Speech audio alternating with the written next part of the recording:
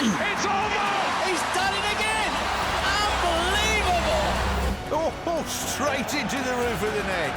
Nice one. Straight down the middle. So a good performance. Hello and welcome to Firstpost. I'm Rupha Ramani. Let's get started.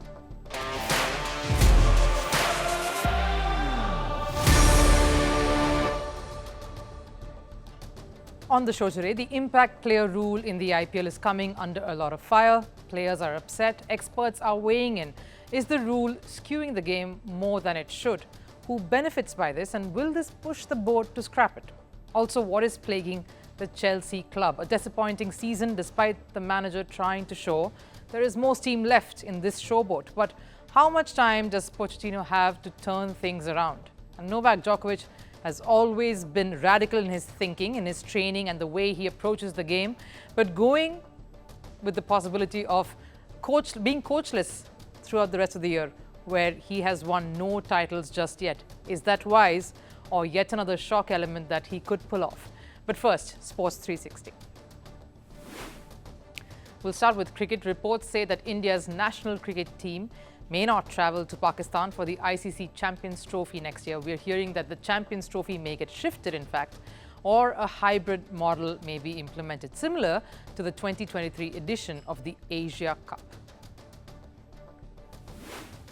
Lucknow beat Chennai by 6 wickets at the IPL. Batting first, Chennai posted at 210 runs on board. Chasing 211, Lucknow reached the target with 3 balls to spare.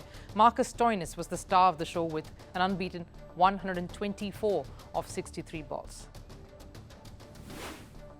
Over in football, Italian football club Juventus are through to the Coppa Italia final. Despite Lazio's 2-0 lead in the second leg, Juventus won on aggregate 3-2 to qualify.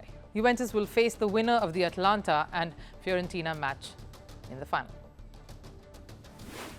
British swimming's governing body, Aquatic GB, expressed concerns over China's Tokyo Olympic doping scandal. WADA, the anti-doping agency, took no action after 23 Chinese swimmers were allowed to participate in the Games despite having tested positive for a banned substance.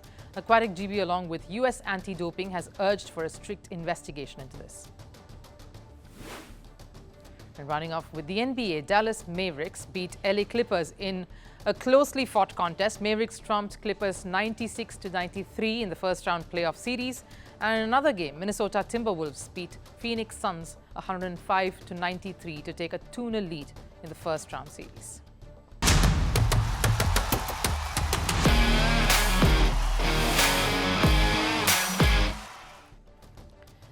The word impact is a very loaded one. It means creating a strong impression, an impression that makes a difference. But it's a very loaded term now in cricketing circles because it is coming under some serious fire. The impact player rule was introduced by the BCCI, the Indian board, last year into the Indian T20 League. Now, teams may have taken a while to warm up to it, but this season has definitely seen them finally getting the hang of it to maximize the benefits of this rule. But what's that done is created unrest among players. Why though? Let me explain. Now, before that, let's understand what the basic rule is. It suggests that a team can replace one player in their innings at any point, going by the situation they find themselves in. So if the batting lineup has suddenly misfired, they'll get in an extra batter or substitute an extra bowler later while defending a steep target. The first and most odd thing about this rule is that it means 2 players are essentially not playing an entire match. They are in it just for either bowling 4 overs or batting for a few overs. So the whole idea of 11 versus 11 players playing a match, the idea of a match simulation and going through the motions of a game is taken out completely. That's exactly what star player for the Gujarat franchise, David Miller, expressed recently. Everyone has got their opinions about it, but for me, I am not a massive fan of the impact player rule. The game of cricket has 11 players and it would be nice to stick to that. It's creating 6 bowlers and 8 batters, taking all-rounders out of contention. As Rohit mentioned, it is not the same in international cricket, so we should keep the same. The other more prominent backlash that this rule is facing now is that it is essentially killing an added skill set of a player. Someone like Shivam Dube, who came into the scene as an all-rounder, doesn't bowl at all. He only bats because Chennai gets in an extra proper bowler in place of a pure bat to pad up their bowling. Akshar Patel, an all-rounder in the Delhi franchise, is not being used as a proper all-rounder. His batting has been affected because he has to bat at a different position now. So the skills of an all-rounder has been the most hard hit due to this impact player rule. Rohit Sharma, the Team India captain and who's now playing for the Mumbai franchise, recently highlighted this very concern on a podcast. I'm not a big fan of impact sub-rule. It is going to hold all-rounders back. Eventually, cricket is played by 11 players, not 12 players. You are taking out so much from the game to make it entertaining for people around. If you look just from the cricketing aspect of it, I feel guys like Shivam Dube and Washington Sundar aren't getting to bowl, which for us is not a good thing. But former cricketers like Sourav Ganguly and David Warner have a different take on this. Ganguly's opinion is clear. It's basically gets the think tanks of all the teams to pick their best in the 11, and that also includes the best all-rounders. So if you're not one of the best, then you won't get a look in. I don't think it diminishes the all-rounder. Good all-rounders are still playing, isn't it? Hardik Pandya is still playing. You look at Rashid, he's still playing. He's in the 11 straight away.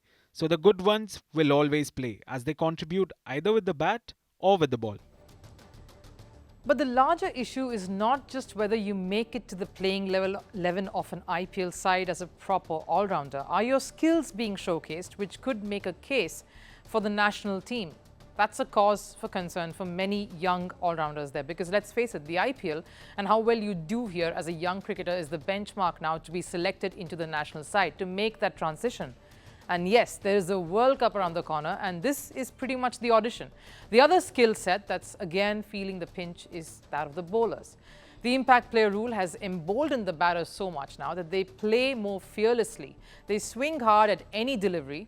That's the requirement now, and the flat pitches here again are just adding on to it. And of course, there's little wiggle room for a bowler then.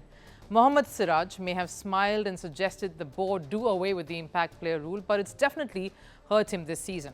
So who's benefiting by this? That's the question. Why? I mean, coaches, of course, are benefiting. They have been given more margins to tinker the game with, more options. There's more flexibility in planning and strategizing, and you're able to use the bench strength more smartly. This impact player is taking the all-rounders out of the game a little bit. You know you can play a specialist batsman down till number 8 pretty much. But look, I think for a coach and for the players, it's probably not ideal. But I think you know a lot of what this game tries to do is to entertain people. But guess who this is benefiting the most? Why, fans and viewers, of course. Entertainment value in return is massive. And as long as that is high, experts believe the board may not want to rethink this at all. The fans, the spectators, and those who've invested in the sport believe there's nothing that is amiss here. There's a lot of runs, there's huge targets, a lot of sixes scored, so what could be wrong? But let's be a bit honest here. The game, at least here in this league, owing to this rule, is getting a little more skewed in favor of the batter. And that there is something to chew on. We want talented cricketers to come out every year from every part of the world. Cricketers who want to pick up the cricket ball just as passionately as they would a cricket bat. Because who doesn't like the sight of a Jasprit Bumrah castling the stumps as much as that of Rohit Sharma pulling someone for a 6?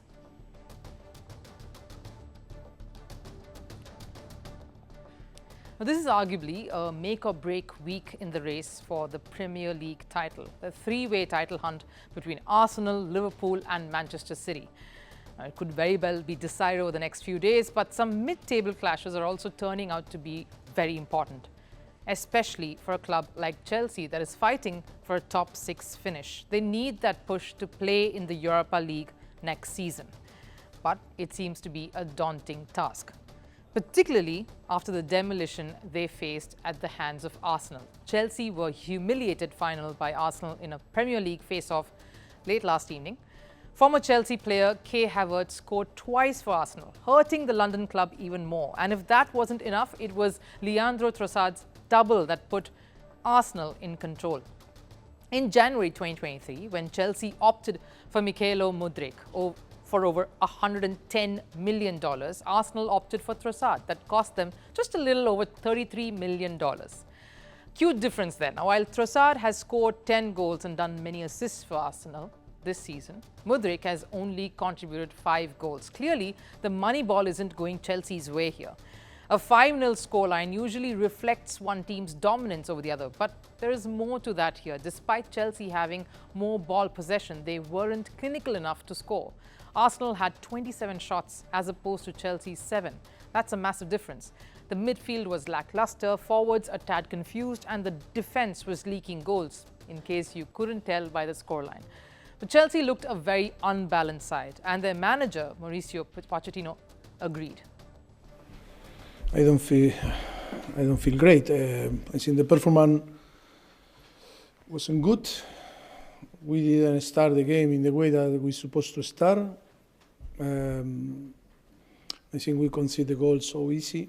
We make the things easy for Arsenal and start the game, losing the game, and it was really tough. We were talking on the halftime that it's not possible to start the game like this, but we started in a bad way again, and conceding 2 goals in this moment. I think the team gave up, and we were not on the game.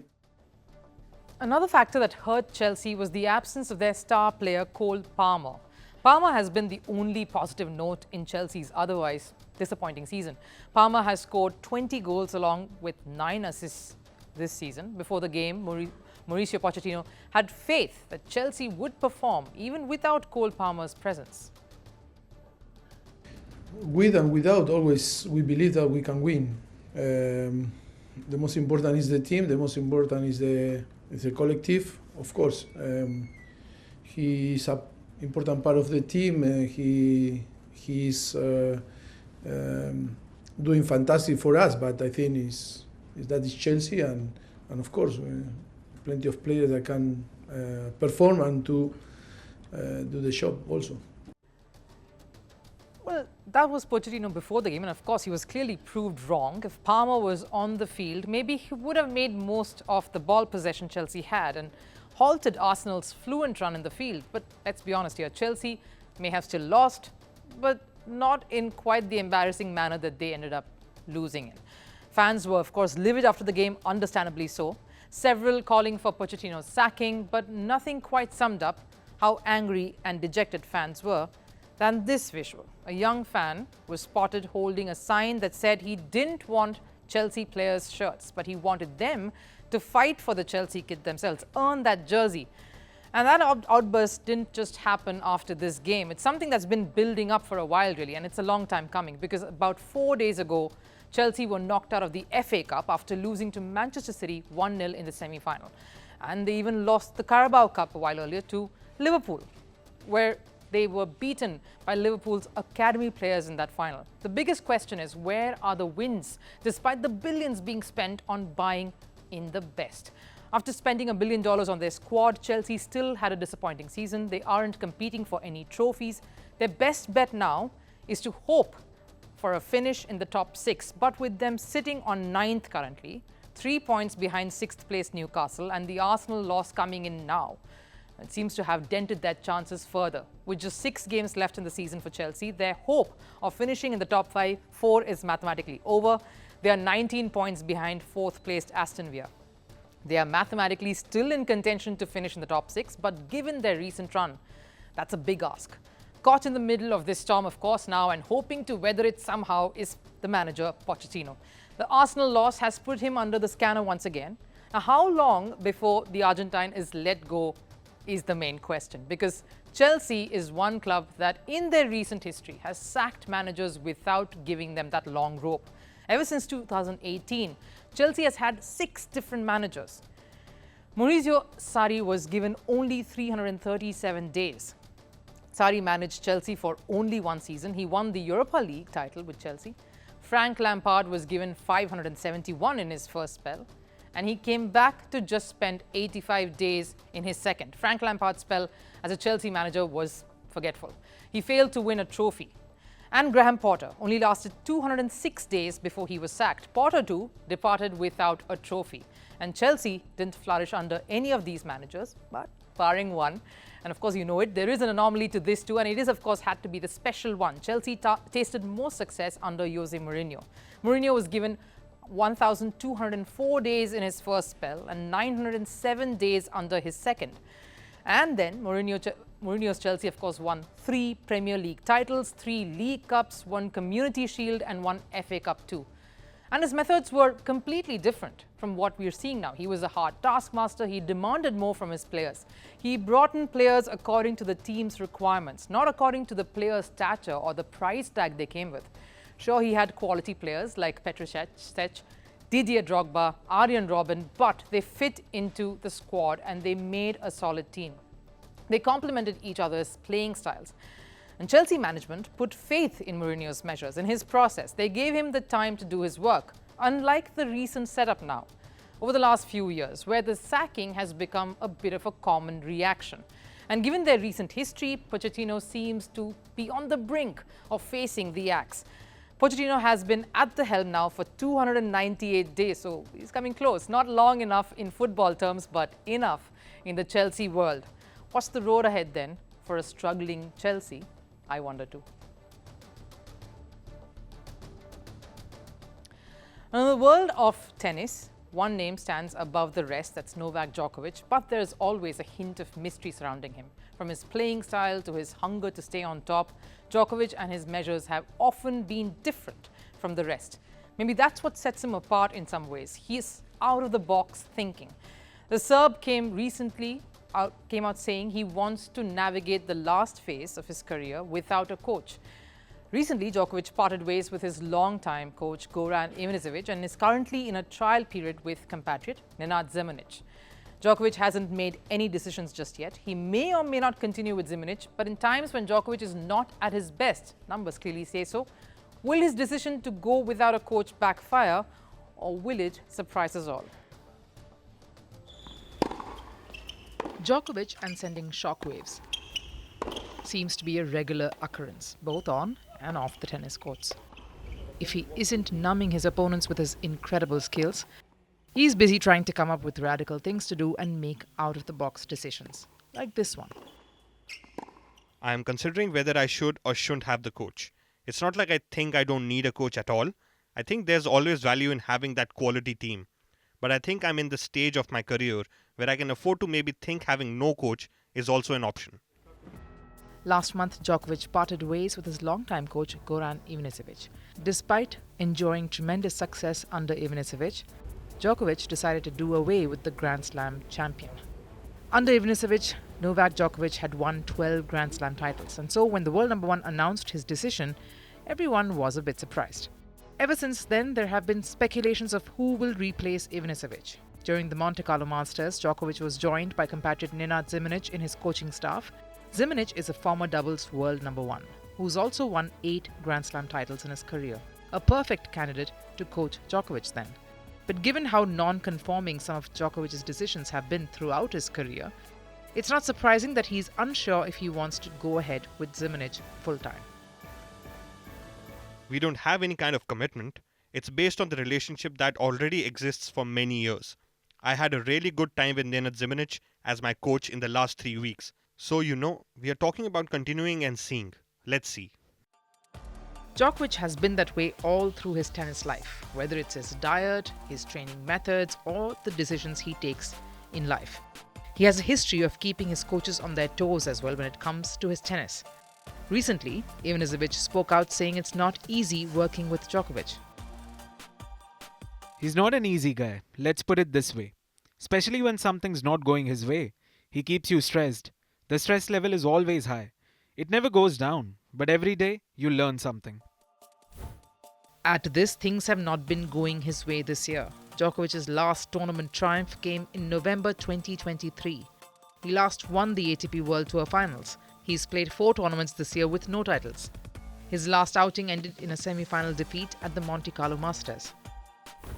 Novak Djokovic is one of the greatest players of all time. He possesses an unparalleled level of skill, mental fortitude and experience. There is little doubt in that. But even the legends of the game need a coach, a mentor, someone to guide them. Just like how Ivanisevic was brought into the team for working on Djokovic's serve back then, an area he was struggling with. And a massive change was noticeable post that. Djokovic, whose first serve was as low as 115.4 miles per hour in 2015, averaged 120 plus miles per hour in 2023, an area that Ivanisevic helped him get better in. And with Djokovic currently not getting the results he wants in 2024, shouldn't he get someone on board to help him sharpen that then? The Serb always had the knack of coming back into any match. He stretched his game till 5 sets to cross the line. That's how he's been. Despite his aggressive intent, he had a calm sense on court to outwit his opponents eventually, never letting them get into his head. But in 2024, there has been a shift in Djokovic's headspace and a pattern to his losses. He looks agitated when he's behind in the match. Yes, Djokovic's strategic prowess and ability to adapt to different playing styles have been key components to his success. But he has not been able to do any of that in 2024. And in these circumstances, having a mentor could provide valuable insights and support. Djokovic's extensive experience on the tour may allow him to navigate this phase of his career independently. But will it better his game and get him back to winning ways? Is Djokovic experienced enough to go solo, or does he need the guidance of a coach to maintain his super record and create history? Time for last serve. Now, Inter Milan are Serie A champions. We brought you their story yesterday, but given how historic it was for the Milan club, the celebrations aren't stopping. Here's how the players rejoiced. Take a look.